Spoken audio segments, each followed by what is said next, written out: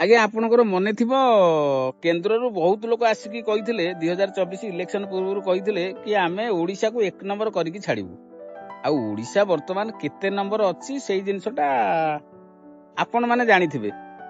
ଆଉ ଓଡ଼ିଶାବାସୀ ଜାଣିଛନ୍ତି, ଯୋଉମାନେ ଜାଣିନାହାନ୍ତି ସେମାନେ ବି ଜାଣନ୍ତୁ କି ଯୋଉମାନେ କହିଥିଲେ ଆମ ଓଡ଼ିଶାକୁ 1 ନମ୍ବର କରେଇଦେବେ ବୋଲି ଏପର୍ଯ୍ୟନ୍ତ ଓଡ଼ିଶା କେତେ ନମ୍ବରରେ ଅଛି। କିନ୍ତୁ ଛାଡ଼ ସେସବୁ କଥା। କିନ୍ତୁ ବର୍ତ୍ତମାନ ବନ୍ୟା ପରିସ୍ଥିତି ଦେଖା ଦେଇଛି ଆମ ଓଡ଼ିଶାରେ। ଯୋଉ ଡହରା ମାନେ ଯୋଉ ମିଛୁଆ ମାନେ ଆମକୁ କହିଥିଲେ କି 1 ନମ୍ବର କରିବେ ବୋଲି ଏପର୍ଯ୍ୟନ୍ତ ସିଏ ଆହା ପଦୁଟିଏ କଲେଣି କି? ସେଇ କେନ୍ଦ୍ର ବାଲା ଆହା ପଦୁଟିଏ କଲେଣି କି ଓଡ଼ିଶାରେ ଏଇଭଳିଆ ପରିସ୍ଥିତି ହେଇଛି? କେହି ମାସେ ପାଖାପାଖି ହେଲାଣି କେହି ଆସିଲେଣି? କେହି ଆସିନାହାନ୍ତି। ଆଉ ସେମାନେ କେବେ ବି ଆସିବେ ନାହିଁ।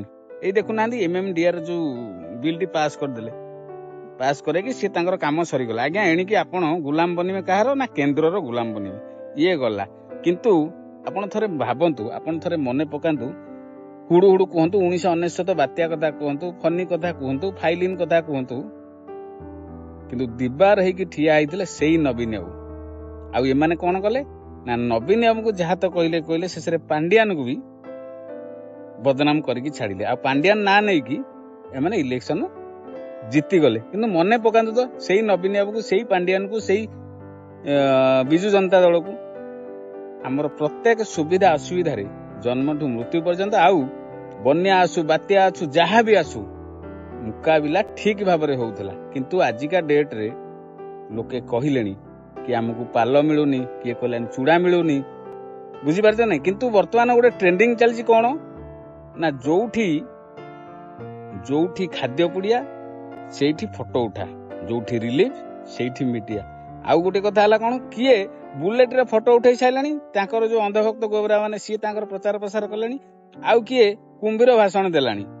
ଆଜ୍ଞା ଇଏ ଯୋଉ ପରିସ୍ଥିତି ଦେଇ ଆମ ଓଡ଼ିଶା ଗତି କରୁଛି, ଆଉ ଯୋଉ ପରିସ୍ଥିତି ଦେଇକି ସେ ଯୋଉ ବନ୍ୟାଞ୍ଚଳର ଲୋକମାନେ ଗତି କରୁଛନ୍ତି ତା ଉପରେ ପଦୁଟିଏ ବି କହୁନାହାନ୍ତି କି ଏଇଭଳିଆ ଲୋକ ହଇରାଣରେ ଅଛନ୍ତି, କି ଏଭଳିଆ ଲୋକ ଅସୁବିଧାରେ ଅଛନ୍ତି, କି ସୁବିଧାରେ ଅଛନ୍ତି, ସେସବୁ କିଛି କହୁନାହାନ୍ତି। କିନ୍ତୁ ଆସିକି ଏଠି ଭାଷଣ ମାରୁଛନ୍ତି କଣ ନା ଆମେ ବନ୍ୟାଞ୍ଚଳ ବୁଲିଲୁ, ଆମ ମୁଖିଆ ବୋଟରେ ବୁଲିଲେ, ଆମ ବାବୁ ବୁଲେଟରେ ବୁଲିଲେ, ଆଉ କୁମ୍ଭୀର। ଆଜ୍ଞା କେତେ ଦିନ ଲୋକଙ୍କୁ ଆଉ ଠକିବ? କେତେ ଦିନ ଆଉ ଲୋକମାନଙ୍କୁ ଠକିବ? ଠକିବା ଆଜ୍ଞା ବନ୍ଦ କରନ୍ତୁ, ଲୋକଙ୍କ ସେବା କରନ୍ତୁ। ଲୋକଙ୍କ ସେବା କରିବାଟା ଆପଣଙ୍କର ହଉଛି ପ୍ରଥମ କାମ। କାହିଁକି ନା ଲୋକ ଆପଣଙ୍କୁ ପରିବର୍ତ୍ତନ କରାଇଛନ୍ତି, ପରିବର୍ତ୍ତନ କରି ଆପଣଙ୍କୁ ଚୌକିରେ ବସେଇଛନ୍ତି। କଣ ବୁଝିପାରିଲେ ନା ନାଇଁ? ତେଣୁକରି ସବୁବେଳେ ଆମେ କହିବୁ ନବୀନ ବାବୁ, ନବୀନ ବାବୁ।